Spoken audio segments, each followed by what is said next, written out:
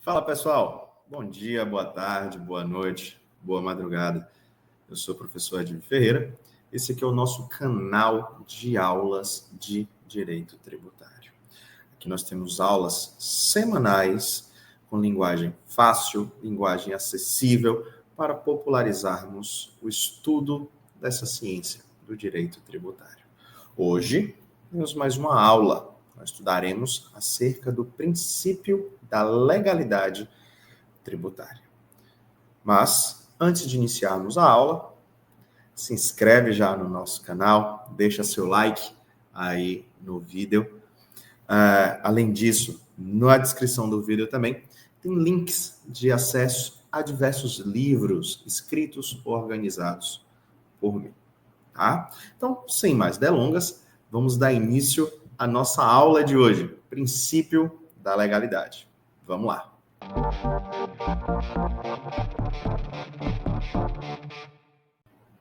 Então, iniciamos com mais uma aula.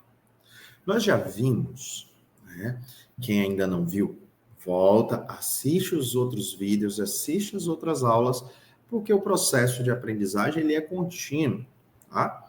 Então, nós já vimos que a competência tributária, o exercício da competência tributária, né, a distribuição da competência tributária, nada mais é do que uma repartição que a própria Constituição Federal dá para que os entes federativos eles possam criar determinados tributos, aumentar esses tributos, reduzi-los ou extingui-los. Só que veja bem, esse exercício da competência tributária, de poder criar, aumentar, reduzir ou extinguir os tributos, ele não é ilimitado. O ente federativo, quando ele vai exercer a sua competência tributária, ele não faz da forma como ele quer, ao bel prazer. Não. A própria Constituição Federal impõe barreiras. E a essas barreiras, nós damos o nome de limitações constitucionais ao poder de tributar. Essas limitações constitucionais ao poder de limitar nada mais são do que barreiras ao livre exercício da competência tributária, que é trazida pela própria Constituição Federal. E aqui nós dividimos em duas. Nós temos as limitações genéricas e nós temos as limitações específicas. Professor, qual a diferença entre limitações genéricas e limitações específicas? Os limites genéricos são aqueles trazidos por toda a Constituição Federal e pela DCT, né, os atos das disposições constitucionais transitórias.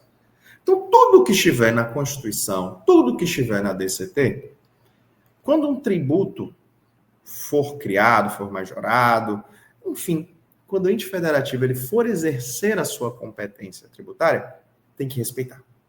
Assim como qualquer outro ramo do direito. Se precisa respeitar o que está na Constituição Federal.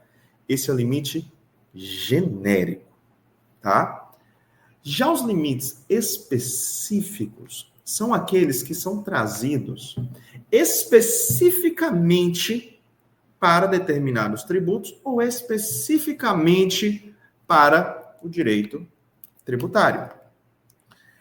E essas limitações específicas se dividem em duas. Se dividem nos princípios tributários e se dividem nas imunidades tributárias. No direito tributário, o estudo principiológico, o estudo dos princípios, é algo de muita importância. Porque os princípios aqui nos regem para quase tudo.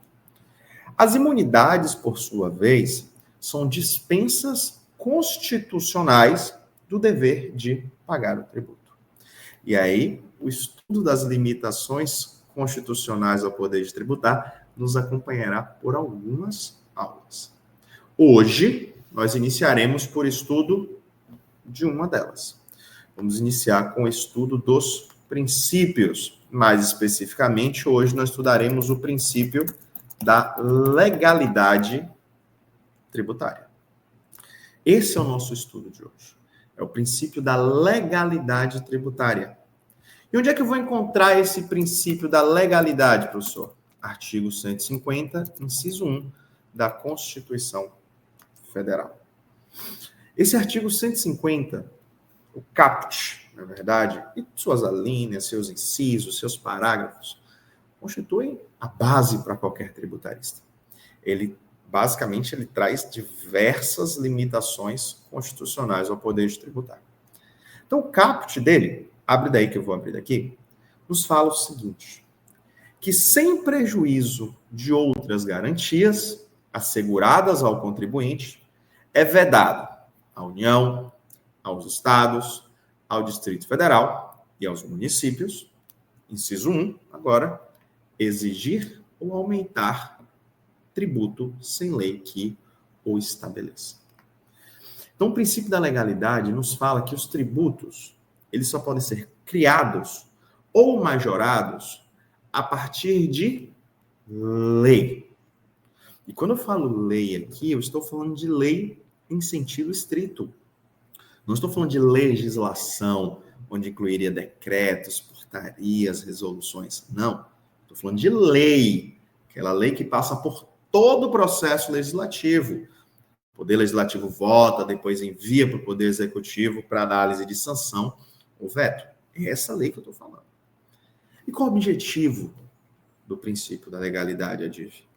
O objetivo é simples.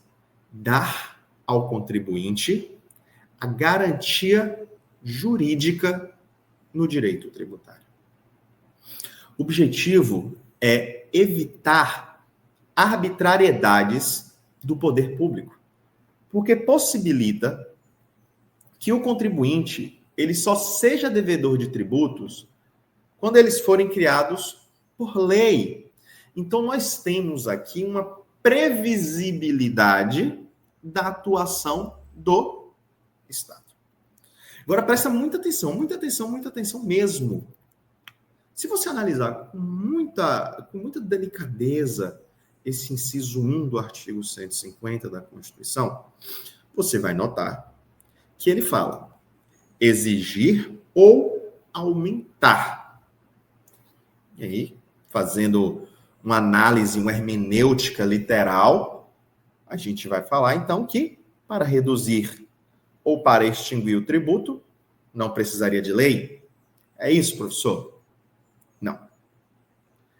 Não é possível que se exclua ou reduza um tributo, em regra, nós veremos as exceções, por meio de um decreto, por meio de um ato infralegal.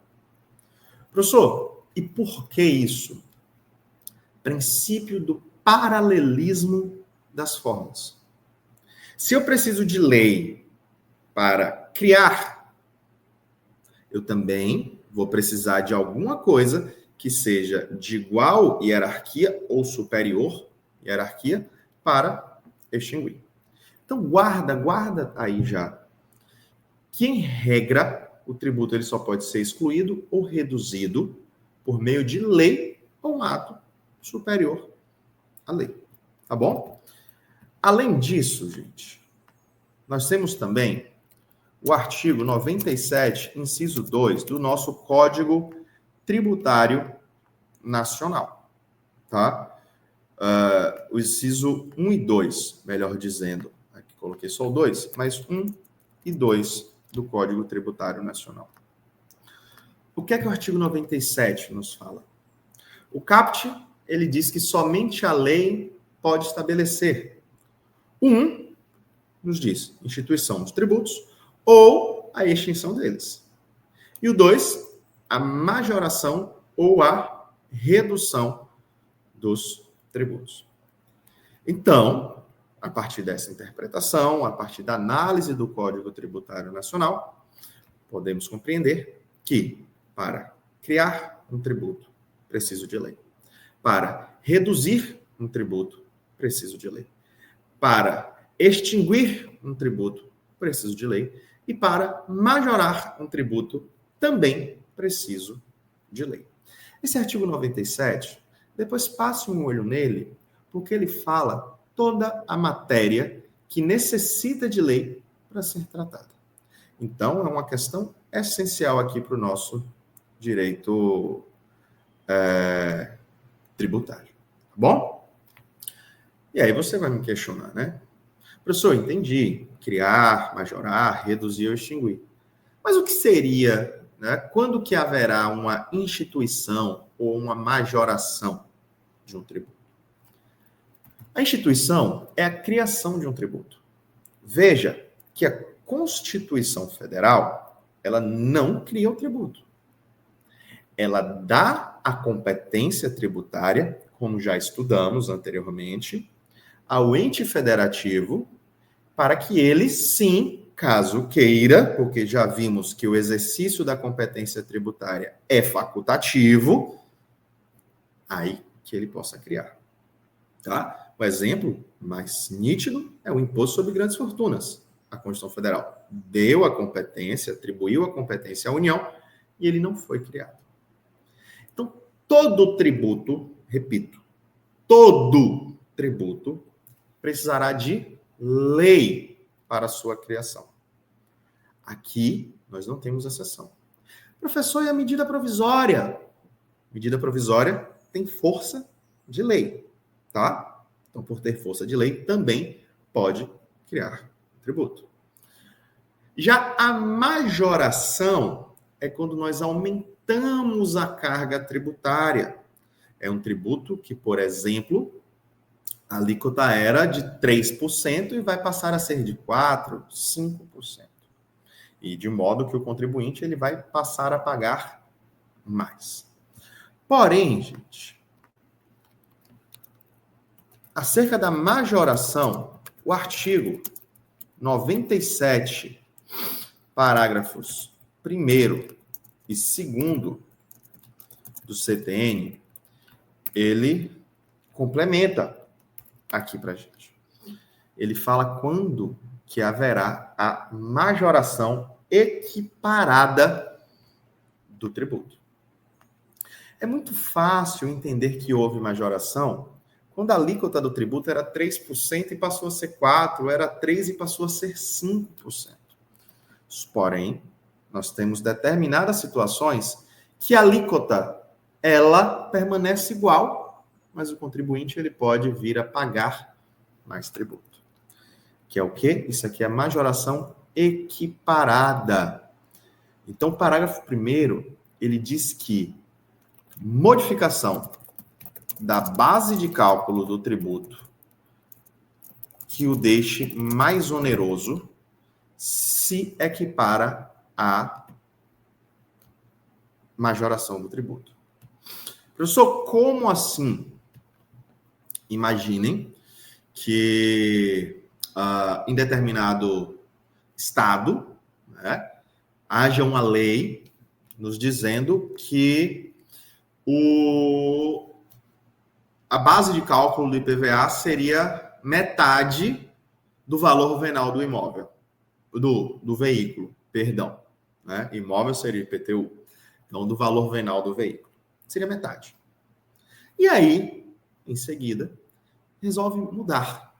Resolve que, em vez de ser metade, seria o valor total do veículo. Veja que o contribuinte, ele passaria a pagar o dobro do tributo, mas a alíquota continuaria igual. Não teria uma majoração da alíquota do tributo. Então, mesmo não havendo majoração da alíquota, nesse caso, essa modificação da base de cálculo é uma majoração. E vai poder, professor? Pode. Não tem nada que impeça a majoração da base de cálculo. Porém, precisa respeitar o princípio da legalidade tributária. Agora, muito cuidado com o parágrafo 2º. O parágrafo 2º aqui, ele nos fala que a mera atualização monetária da base de cálculo não é majoração. Não entendi, professor. Me explica que confundiu minha cabeça. Veja que se eu alterar a base de cálculo de modo a deixar o tributo mais caro, nós temos aqui um aumento do tributo. Necessitaria de lei. Agora, se eu simplesmente corrigir a base de cálculo, quando eu falo corrigir, é corrigir monetariamente, ainda que isso venha deixar o tributo mais caro, não configura aumento de tributo. O que seria isso, professor? Imaginemos que no município houve uma inspeção, não é? Houve uma inspeção para averiguar o valor venal de cada um dos imóveis. E aí se estabeleceu. Então, o valor venal do meu imóvel, por exemplo, vamos supor que era de 100 mil reais. Só que essa inspeção se deu lá em 2010. 100 mil reais em 2010 é a mesma coisa que 100 mil reais em 2025? Não. Não. Então, se o município ele quiser, ele pode fazer a correção monetária. Veja que não é a majoração da base de cálculo, é a correção monetária. Ele precisaria utilizar de índices oficiais, como o IGPM, por exemplo. Nesse caso, a correção monetária não é considerada como aumento. E por não ser aumento, não precisa de lei para que haja a correção monetária. Ela pode ser realizada por meio de decreto. Veja que ela poder ser realizada por decreto não significa que ela não pode ser por lei. Ela pode também ocorrer por lei, mas só não precisa, tá? E aí, para ser considerado uma correção monetária, ela tem que se pautar, como já falamos, em índices oficiais de correção monetária. Se essa correção for superior a esse índice, nós não estaremos diante de uma atualização monetária. Nós estaremos diante de uma majoração tributária. Então, exatamente em virtude disso, é que o STJ estabeleceu a súmula 160. E o que é que fala a súmula 160 do STJ? Essa súmula 160 do STJ proíbe que o município atualize o PTU por decreto em um índice superior ao índice oficial de correção monetária. Beleza? Show de bola. Retornando aqui acerca do princípio da legalidade, como eu falei para vocês, a regra é que precisa de lei para criar, majorar, reduzir ou extinguir qualquer tributo. Porém, se eu estou falando em regra, significa que tem exceção. Sim, nós temos exceção. E essa exceção está lá no artigo 153, parágrafo 1º da Constituição Federal. Esse artigo 153, parágrafo 1º, ele faculta ao Poder Executivo alterar alíquotas de 4 tributos. Veja que eu estou falando aqui de alterar alíquotas. Não estou falando em criar o tributo e não estou falando em extinguir o tributo. Estou falando apenas em alterar alíquotas, aumentar ou reduzir. Quais são esses tributos, professor? Imposto de importação, imposto de exportação, imposto sobre produtos industrializados e o imposto sobre operações financeiras, o IOF. Aqui é o IPI.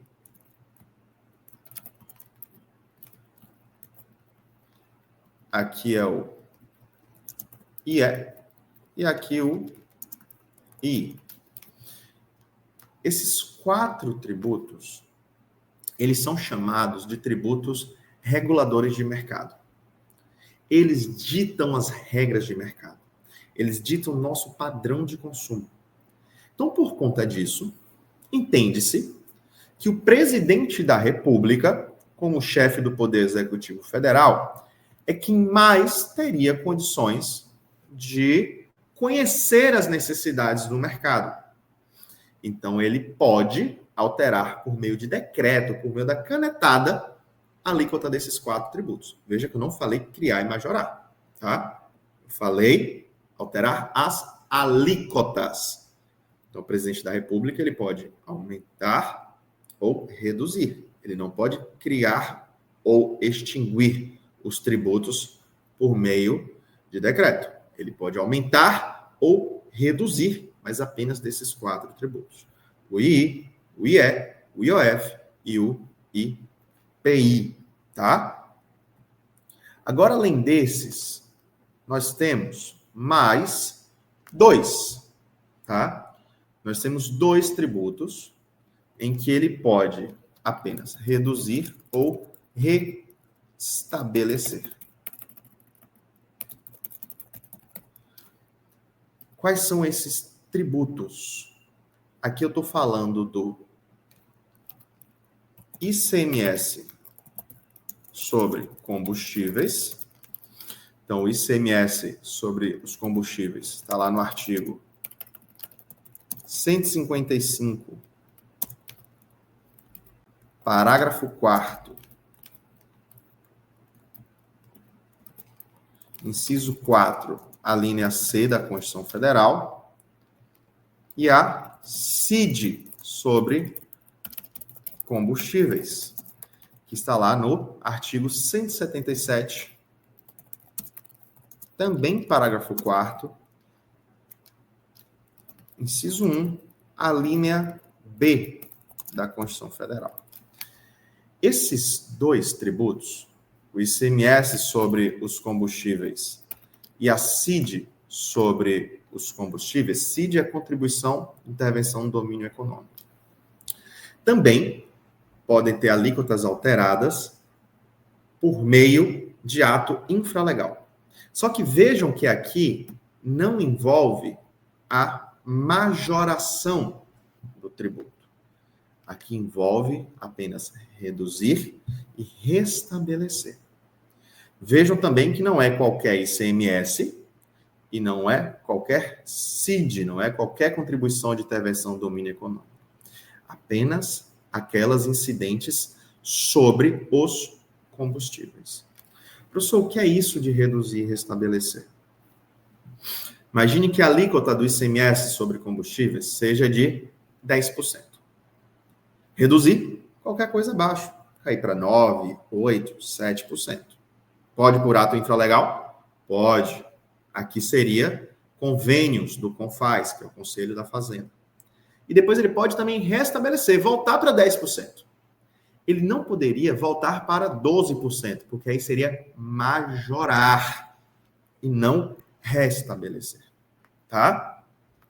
Então, no caso desses 2, tanto do ICMS sobre combustíveis quanto da CID sobre combustíveis, só pode reduzir e restabelecer. No caso dos 4 que vimos anteriores, pode alterar, inclusive para majorar. No caso, imposto de importação, o IPI e o IOF. Perfeito?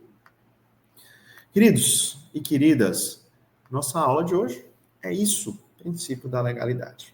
Qualquer dúvida que você tenha ficado, por gentileza, me procure, sinta-se à vontade. Tenho aqui os canais, né, que vocês podem me procurar, as minhas redes sociais, também as outras formas de contato que vocês podem ter comigo. Tem também aqui os comentários no nosso vídeo. Pode deixar, será um prazer interagir com você. Mais uma vez, eu peço a sua ajuda, se inscrevendo aqui no canal, deixando o like no vídeo. Tá bom? Espero você até a próxima aula. Tchau.